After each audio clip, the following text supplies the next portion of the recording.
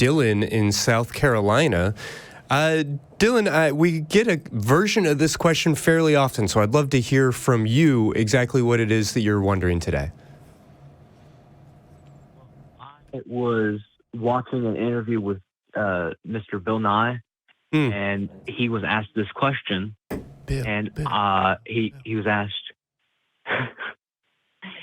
he was asked, is there anything that would ever change your mind? And he said, evidence. Yeah, fair to say.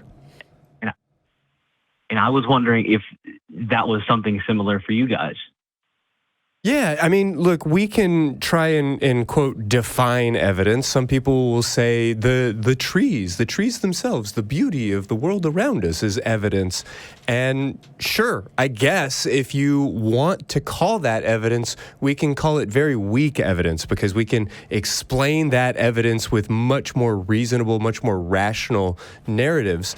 So evidence, what does that mean? What would it require for me to believe in a God?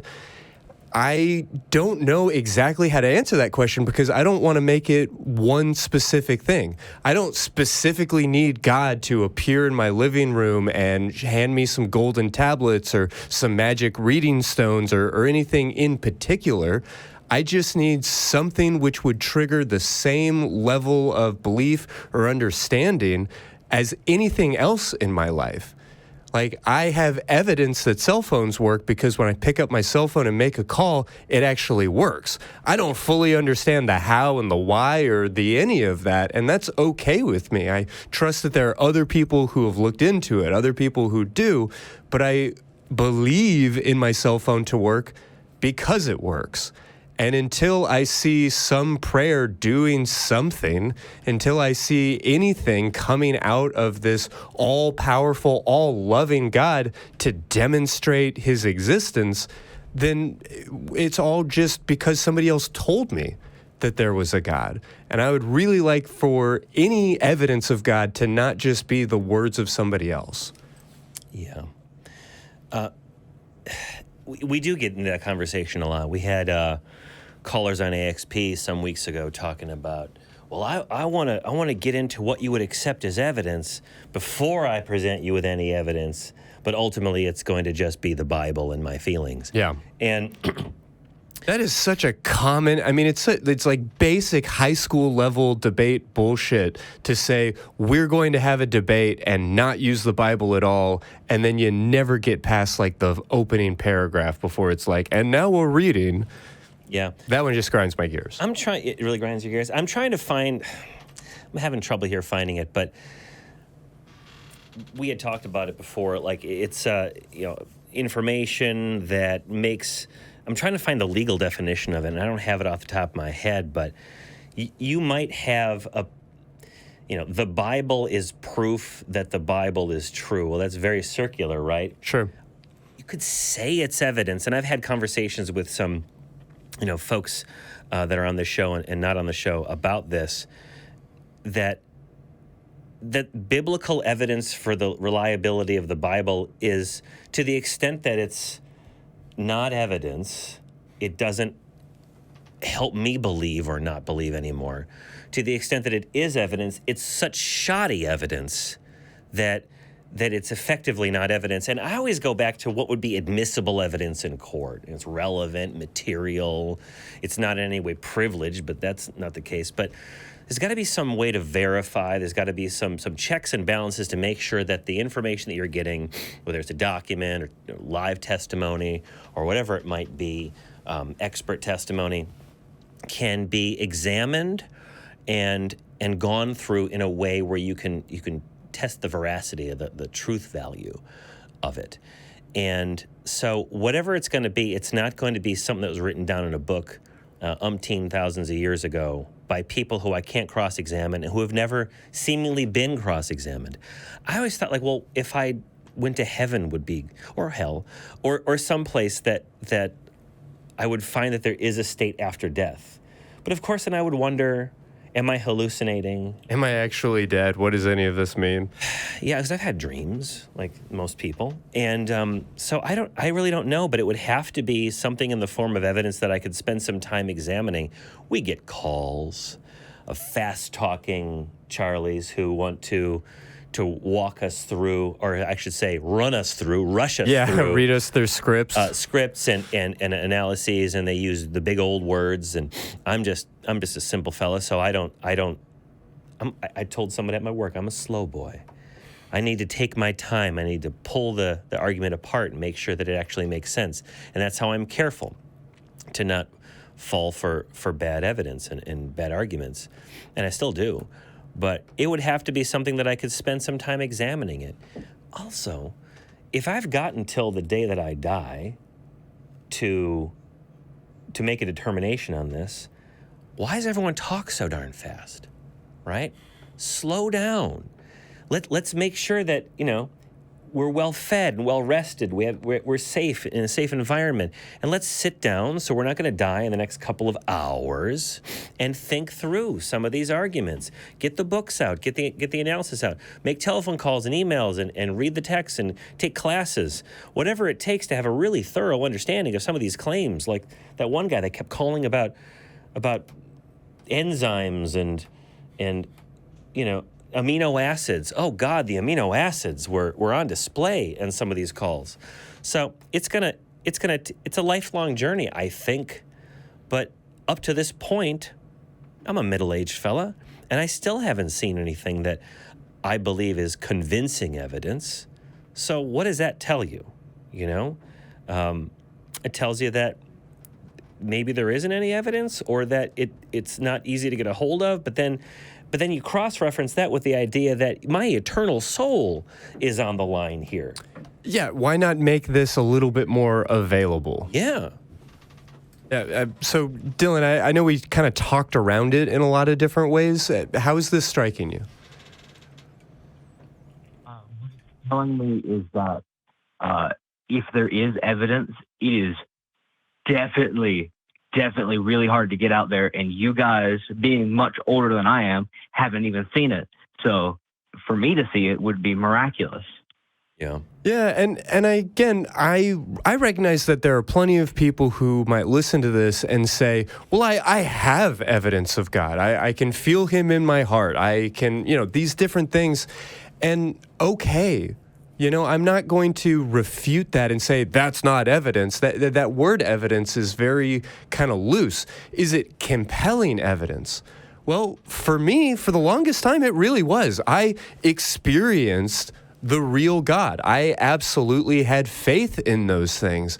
It wasn't until I got a little bit older and I started learning about how hallucinations work. I started learning about dissociation. I started learning about hypnosis and about my own neurodivergent brain, the impact that a couple of power chords strummed on a guitar in a dark room at just the right time in my adolescence, those things made me feel and believe in God.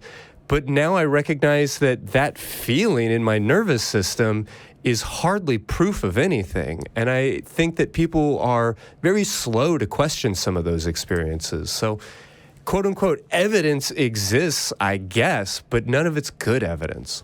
What about you, Dylan? What are some of the things that you feel is missing, that if it were plugged into your mind, your understanding, you'd start believing? I feel like if there was evidence that the people in the book existed, that would help string along more of their claims. If we found the Shroud of Turin, if archaeologists were, seeing the tombs and found the bones of so-and-so, that would at least help? Yes. Yeah. I think that there was it Nineveh or Jericho? I think it was Jericho. There was some years ago, people thought that Jericho, and people in the comments, I know you're going to do it anyway, but I'm on to you. If I got the city wrong, correct me and be really mean about it because, I'm an idiot. But there was one city in the Bible that was talked about in the Bible, and archaeologists hadn't found it. And then they found it, or at least they found what they think it is. I think It's Jericho. And then biblical scholars, apologists, we'll see proof. It's proof. These atheists. There was a place that existed. But Is it Joshua? Who did the trumpets? Yeah. Yeah, but that doesn't Joshua, mean the wall of Jericho. that there was a Joshua and a trumpet and collapsing of the walls, right? That just means that Jericho existed. It was an early pre-Bronze Age collapse city-state. I mean, the classic example is that there's a New York City in Spider-Man comics. Does that mean that there's a Spider-Man's? Yeah. Does that mean that J. Jonah Jameson is the real menace? And I don't think it does. But yeah, so that would help. But so with that said, where would you go from there? So how would you get past, okay, Jericho exists, Johnny, Joshua exists, but you still have to get to the point where there's supernatural activities and there's a God that's guiding people. What evidence would you need for that, beyond that, I ask you? That is a good question, and I would have to think on it. Yeah, think about it. Christy, you have any? No, I guess I'll just sort of repeat. I appreciate this question. Is there anything that would change our minds? And I have to say, yeah, there are lots of things, at least hypothetically. In a world of infinite possibilities, I can name a bunch of things that would convince me that there was a supernatural, that there was an all-powerful God. But those things only exist in my mind or in fantasy and science fiction. I haven't actually seen them in real life. So if they start presenting themselves, like, we can have a real conversation about it. But it's been 2,000 years, and so far, nobody's come back. Nobody's proven anything. So I don't know how much longer I want to keep waiting. Yeah. And also, there's a lot of folks out there who have these, and of course, folks who are Muslim, folks who are Hindu nationalists out there exist as well in a big way. But in this country, we have Christian nationalists who don't seem to be motivated by the same humanist. Let's make the world a better. Make the world a better place. Let's make society better for everybody. Let's make it more equitable. Let's make it so that, a rising tide lifts all ships. That doesn't seem to be on their priority list. I'm not naming names for obvious reasons, but why do we allow that? Why do we allow those kind of people to be in positions of power? Because folks who don't believe, folks who believe but believe in social equality and all those things don't speak up enough, right? So it gives me pause and gives me concerns, and it seems that we're heading in some pretty negative directions. But the game's not over yet. We're still pressing on, and we're not giving up. But that's my thought on that. If you can think of something a little bit beyond, something more specific than just evidence, believers out there, if you've got it, call in with it. Please, let's share it with the world. Yeah, I can predict it's going to be, look at the trees. I had an experience. He exists in my heart. I have a personal relationship. I've prayed for things and it's come true. I tell my friends, and I do actually have friends, that it's never anything good. I've been watching this show for some years now. I've been on the shows for some time. Well, Christy, you've been around for even longer than me. And it's never anything good to prove that any of these supernatural claims are real. It's always some flim-flammery. And it makes me wonder, maybe there isn't any good evidence for the existence of the supernatural. But, I can't quite get over that hump and say that there isn't any, because there could be.